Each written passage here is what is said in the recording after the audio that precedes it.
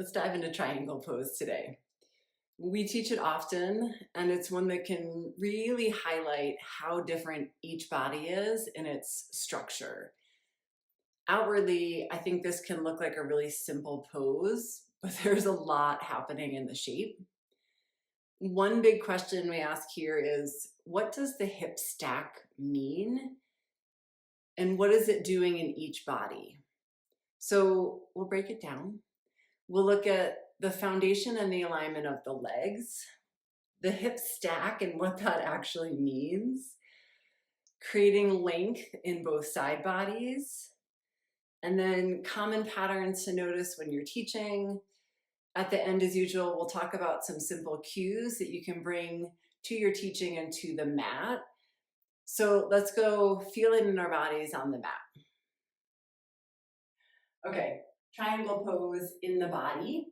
If you are somewhere you can do this with me, it's great to get that kinesthetic feedback in the body as we play with some of these refinements and alignment pieces within the pose. And if you have a block nearby, wonderful, have that. So like most of our standing poses, the foundation really matters. When we're setting up the width of this pose, I like to encourage students to find wide enough that feels spacious and effective, but not so wide that we lose some of that structure and stability of the pose.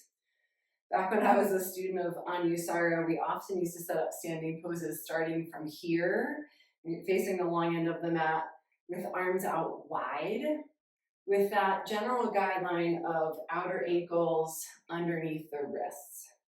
And while you might not set up poses like this all the time, so often we're coming through from down dog, one, I think can be an interesting visual for you to have in your mind as a teacher. You think about width of their stance versus length of their arms.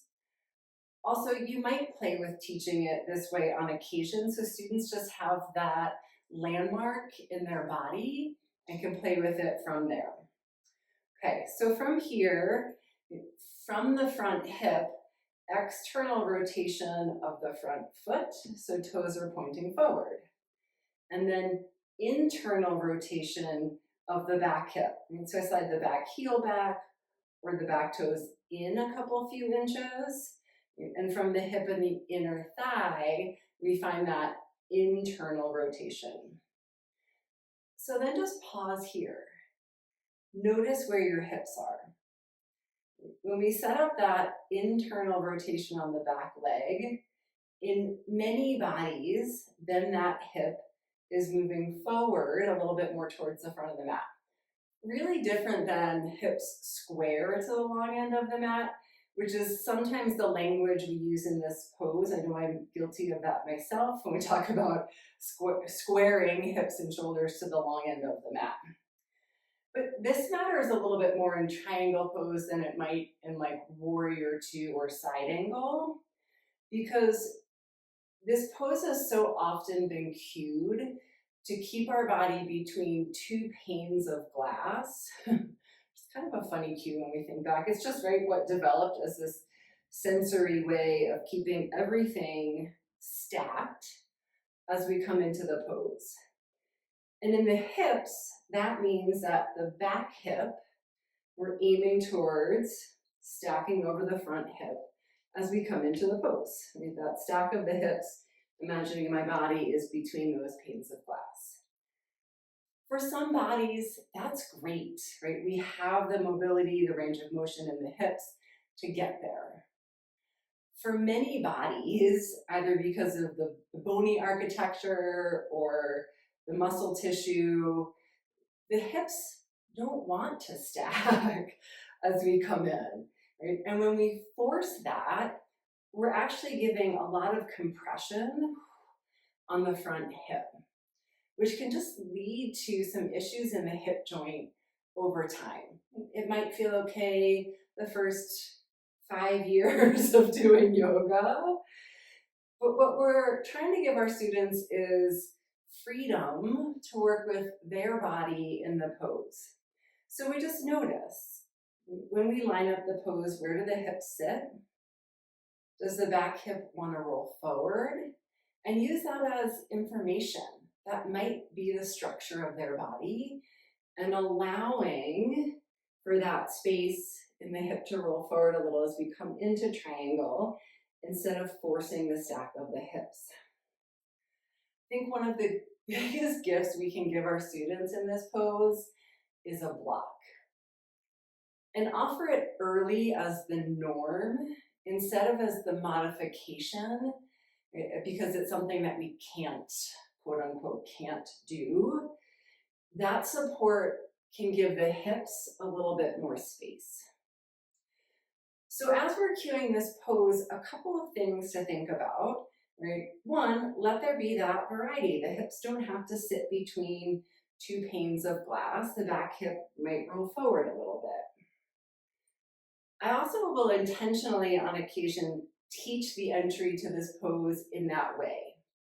So you would cue your students hands to hip, feel the back hip roll forward, right? Then set up the pose, come in from here. And as you come in, you have that rotation forward of the top hip. Then you can play with a little bit more refinement from here. You have that root of the feet, the strength of the legs that we have in our standing poses. Then a little bit more engagement through the back glutes. And then just the invitation to roll the back hip open so that the students can feel naturally where that wants to stop instead of trying to force it from the entry point. The block here also tends to give you a little bit more freedom in the hip. In my body, I know the further I come down to the mat, the more the back hip wants to roll forward. Again, that doesn't have to be wrong, but if we're just playing with where that wants to land, sometimes a little bit of height can make a big difference with working that stack of the hips, right? And honoring anywhere along the spectrum where it wants to land. The other little benefit of the block I find is that the further we reach down, sometimes we have really long arms and it's helpful, we can tend to lose some of this space in the front lower side body, right? That gets compressed because we're favoring hand to the ground versus space in the side body and space in the hip. So whether it's hand to shin or hand to block, a little more freedom in the hip, and then notice more space in the side body.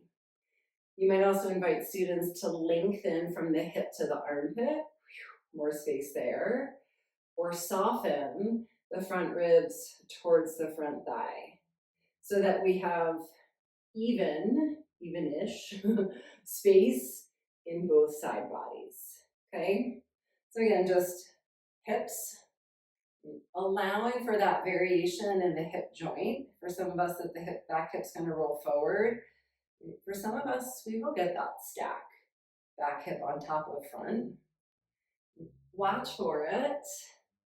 How can you support your students with cueing and allowing for those variations in the bodies to be there? So let's take all of those pieces and then just bring it back together as things you can look for and some cues that you can try for the alignment piece. So first, the foundation in the feet. Is there a long, stable stance? Look for the external rotation on the front hip and the internal rotation on the back hip. You can cue to turn your back heel back just slightly to see if you find some more freedom in the hips. We did this in Warrior 2 also. Okay, second, the hips. Is the pelvis finding its natural place over the back leg? Can we let go of that two panes of glass? And cue to let the pelvis find where it wants to be over the back leg. You don't need to force the hip open. Instead, engage the glutes and invite the top hip open. And third was the side body. Is there length from the hip to the armpit? Right, so you can cue that, lengthen that space, and then soften the lower ribs towards your front thigh. We talked a lot about the hips. So just finding that way to create some freedom for students within there.